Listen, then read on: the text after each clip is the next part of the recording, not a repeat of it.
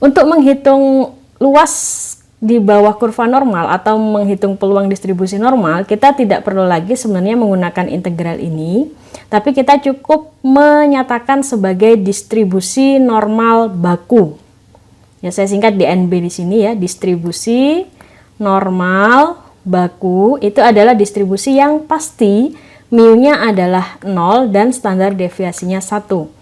Luas di bawah kurva normal baku dapat kita cari menggunakan tabel, yaitu dengan mentransformasi peubah acak yang ingin kita cari peluangnya ke dalam distribusi normal baku atau Z, di mana transformasinya itu adalah sama dengan data dikurangi dengan rataan atau mu dibagi dengan standar deviasi.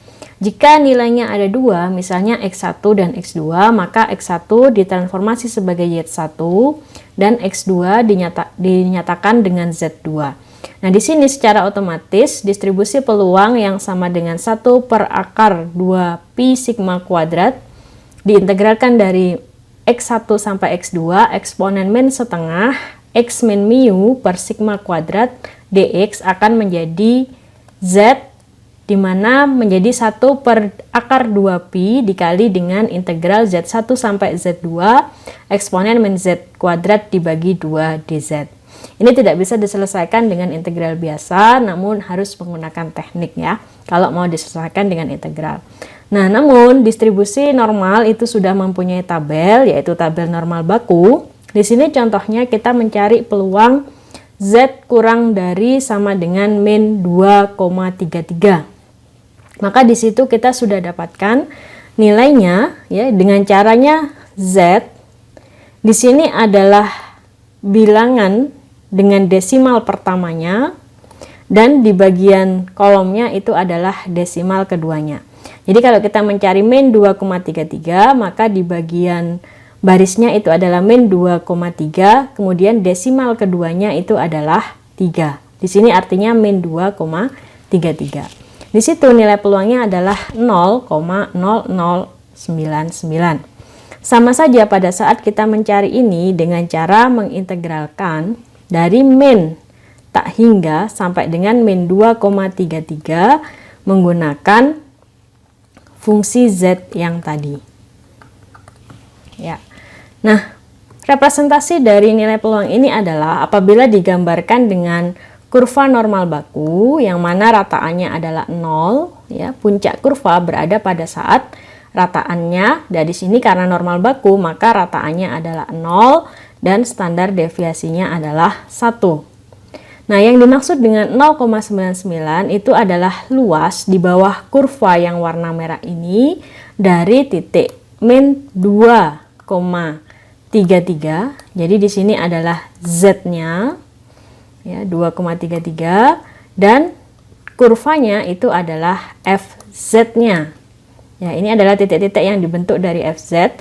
Peluangnya itu adalah luas ya dari titik Z tadi kurang dari. Ya, jadi peluang Z kurang dari sama dengan min 2,33 itu di dalam gambar adalah Z-nya berada pada bilangan min 2,33 dan peluangnya adalah di sebelah kiri. Atau luas di bawah kurva normal ini ke sebelah kiri itu adalah 0,0099. Silakan dicari berapakah peluang Z kurang dari min 1,4. Sudah ketemu? Ya, jadi min 1,4 desimal keduanya adalah 0 sama dengan 0,0808. Oke, lanjut. Bagaimanakah mencari peluang Z kurang dari 1,64? Ya, tinggal kita cari di sini. Ya, 1,6 desimal keduanya adalah 4. Berarti di sini nilainya 0,9495. Menggambarkannya adalah di sini titik 1,64, luas ke sebelah kirinya itulah yang sama dengan 0,9495. Bagaimana jika mencari PZ lebih dari 1,64? Berarti kita mencari nilai ya, luas daerah di bawah kurva normal dari titik 1,64 ke sebelah kanan. Nah, ingat peluang komplement, peluang kurang dari itu kebalikan dari peluang lebih dari. Dan sudah dinyatakan tadi bahwa luas di bawah kurva normal itu 1, maka peluang lebih darinya adalah 1 min 0,9495 tadi.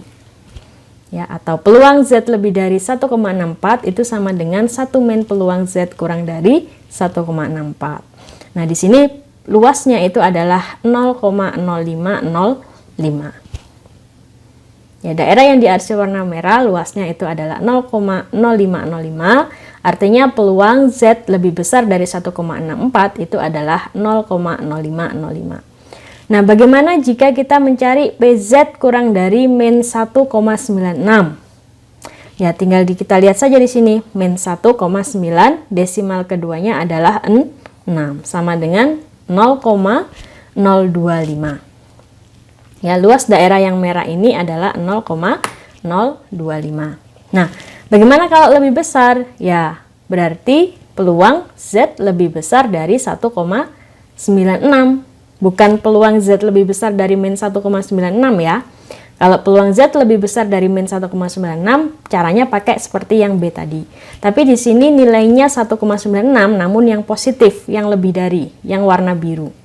Ya, maka karena sifat simetris daripada distribusi normal, maka peluang daerah negatif suatu angka itu sama dengan peluang positif suatu angka. Peluangnya juga sama 0,025. Bisa dipahami? Kalau saya tanya, berapakah peluang Z kurang dari min 1,64? Jawabannya adalah 0,0505. Kenapa? Karena sifat simetris. Z lebih dari 1,64 sama dengan Z kurang dari min 1,64. Oke, nah untuk yang ke D, apabila kita mencari peluang dengan dua batas, ya, batasnya sudah Z, tidak perlu ditransformasi lagi, antara min 2,02 sampai 2,05. Ya, titik min 2,02 itu di sini, titik 2,05 itu di sebelah kanan. Maka peluangnya kita cari yang kuning. Ya, kuning yang di tengah. Ya, caranya adalah peluang dari yang atas dikurangi peluang dari yang bawah, ya, atau PZ kurang dari 2,05 dikurangi PZ kurang dari min 2,02. Silahkan dicari nilai PZ kurang dari 2,05 dan PZ kurang dari min 2,02, kemudian dikurangkan peluangnya. Oke, penerapan distribusi normal. Ya, suatu jenis baterai mobil rata-ratanya 3 tahun umurnya dengan simpangan baku 0,5 tahun. Bila dianggap umur baterai berdistribusi normal, carilah peluang baterai akan berumur kurang dari 2,3 tahun.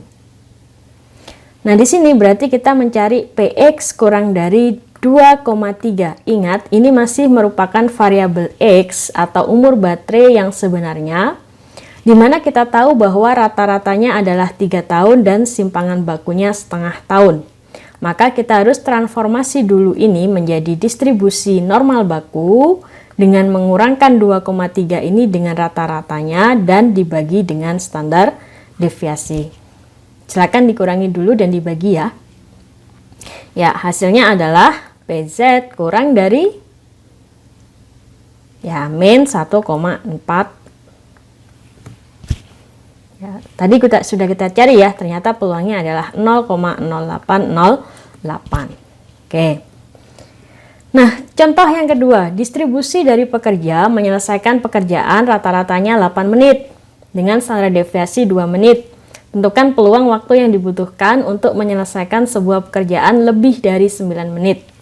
Ya, yang dicari adalah PX lebih dari 9, di mana kita tahu rata-ratanya adalah 8, ya, dan standar deviasinya adalah 2. Oke, berarti kita cari PZ lebih dari 0,5. Ya, silakan dicari berapakah PZ lebih dari 0,5. Oke, jadi peluang waktu dibutuhkan untuk menyelesaikan setiap pekerjaan lebih dari 9 menit adalah, ya, itu jawaban dari sini ya, lihat di tabelnya. Oke, latihan silakan dicatat dan dikerjakan ya untuk kalian apakah sudah paham atau belum tentang distribusi normal ini. Ya, ini rata-ratanya 3 dan standar deviasinya adalah 0,01. Hampiran normal terhadap binomial. Nah, distribusi binomial atau yang dinyatakan sebagai P variabel acak X dengan N kali percobaan dan peluang sukses tertentu, pada tabelnya itu terbatas pada ukuran sampel atau N-nya 20. Maka jika N-nya besar dan P-nya kecil kemarin, kita bisa menghampiri peluangnya dengan menggunakan distribusi Poisson. Namun apabila N-nya besar namun peluangnya tidak kecil, dan kejadiannya kita bisa nyatakan sebagai distribusi normal ya. Nah, di sini sama ya, kita menyatakan mu-nya sebagai NP dan sigmanya sebagai akar NPhi. Kenapa? Karena ragam daripada distribusi binomial itu adalah NPhi, maka standar deviasinya adalah akar NPhi. Bila N menuju tak hingga atau N-nya besar, maka bentuk dari limit distribusinya adalah distribusi normal baku atau Z dengan rataan 0 dan standar deviasi 1. Contoh peubah acak X ya, binomial dengan N-nya 15 dan P-nya 0,4. Gambar diskritnya seperti yang terpotong-potong dengan histogram-histogram ini peluangnya. Namun itu bisa dinyatakan atau dihampiri dengan peluang normal yang dinyatakan dengan kurva biru. Ya, jika kita cari ya berapakah standar deviasinya, maka standar deviasi dari kejadian binomial dengan peluang sukses 0,4 dan N15 itu adalah akar 3,6 atau 1,897. Sedangkan rataannya yaitu NP ya sama dengan 15 dikali dengan 0,4 sama dengan 6. Oke, nah peluang X sama dengan 4. Kalau kita mencari menggunakan binomial, kita bisa pakai tabel binomial ya. Px kurang dari 4 dikurangi Px kurang dari 3. Silakan lihat di tabel binomial. Hasilnya adalah 0,1268. Namun apabila kita ingin menghampiri dengan distribusi normal, ya nilai 4 ini yang berwarna pink ini berada pada rentang 3,5 sampai 4,5. Ya, batas bawahnya kita kurang setengah, batas atasnya kita tambah setengah. Saat kita mencari apa? Px sama dengan 4 di dalam distribusi binomial, maka kita cari menggunakan continue yaitu dari 3,5 sampai 4,5.